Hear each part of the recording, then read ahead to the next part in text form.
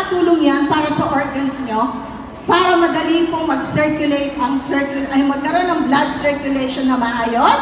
So gawin nyo yan kung tinatamad-tamad ka at walking.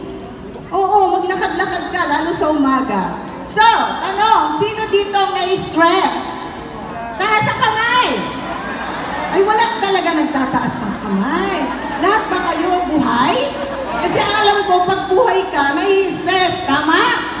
So, sino nai-stress? Taas ang kamay. Yan, nagpapakatotoo na kayo. Alam nyo ba, pag na-stress kayo, nag-a-acidic ang katawan mo?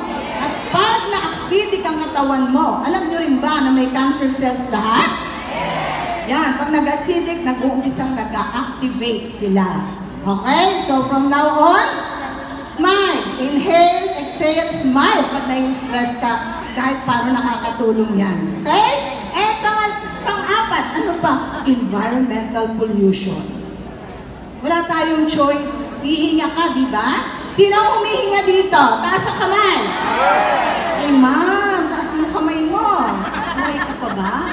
Okay. So, lahat humihinga, tama? Oo. Pero ano bang hinihinga natin? Dati, kailangan daw ng hangin. Pero nowadays, hindi mo alam kung ang dala ng hangin.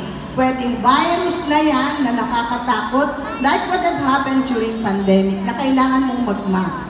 Okay? So, ingat-ingat kasi we can never tell ano pa yung mga nadidevelop. Okay? So, next. Yan. Sabi dito, did you know? This is according to Philippine Facts. Okay? Sabi, ay, nasobrahan niya ka lang. Okay, let me just focus. 9 people are diagnosed with cancer. Oh, alam niyo ba yan? Every day, minadadiagnose. Yan yung mga nagpapa-check up. Paano kung hindi ka nagpapa-check up? Diba? Bata pa, may cancer na, kinikimo na.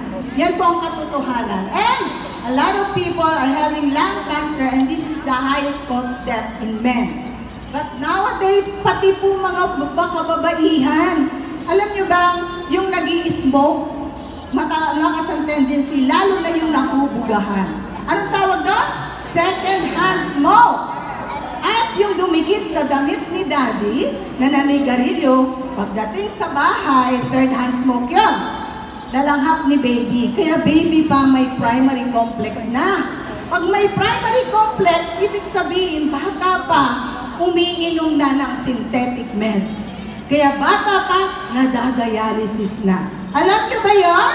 Yeah. Oh, ngayon alam nyo na. And 9.7% of Philippine adult population has diabetes. So bakit? Dahil nga po sa unlimited rice. Ano pa? Yung kain dito, kain dyan. Alam nyo ba yung mga carbohydrates na yan? Yan din po yung pag hindi mo na exercise, nag-i-stack sa katawan mo, lalo pag gabi. Hindi mo na kailangan magkanin. Sabi nga, you have to eat like a king pag kaumagahan, sa breakfast. And during lunch, you have to eat like a prince. At sa gabi, like a pauper. Parang ang pulubi, na dapat hindi ka nakakain ng marami kasi nga, matutulog ka na. Otherwise, yan ang magiging cause na diabetes. And 25.7% of Philippine adults have high blood pressure. Lalo na pag ano? Lalo na pag ano? Walang pera. Alam ng lahat yan, di ba? Oo, kusumido ka na sa asawa mo pag-gising. Lalo pag wala kang pera. So, alalay tayo sa health natin. These are our learnings for you. And, alam nyo ba? Lifestyles has solutions for that. Ano yung solution? First of all, we have the business and product solution for all of you. That's the reason kaya ako nandito ngayon sa harap nyo. Okay? So, tuloy na natin. First, our commitment to quality. Anong sabi dito? Okay? Napakaganda ng product natin. Hindi ito hinanaw-kanaw sa tabi-tabi lang. Alam niyo ba, nag-underwent to na standardization, nag-quality control, kada flow ng product natin may tumitingin. At bakit maganda? Kasi HACCP and GMP standard tayo. Certified pa tayo ng ISO Lab. At alam niyo ba, we are FDA approved. Kaya hindi mo na kailangan ipa-approve kay doktor. Kasi maraming doctors and scientists na nag-aral ng products natin. At, yes, nasa Mindanao tayo, di ba?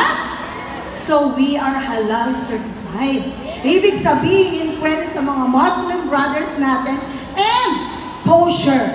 Ibig sabihin, pwede rin sa Jewish brothers natin. Palakpakan nyo naman yung product natin. Pwede pala sa lahat, di ba?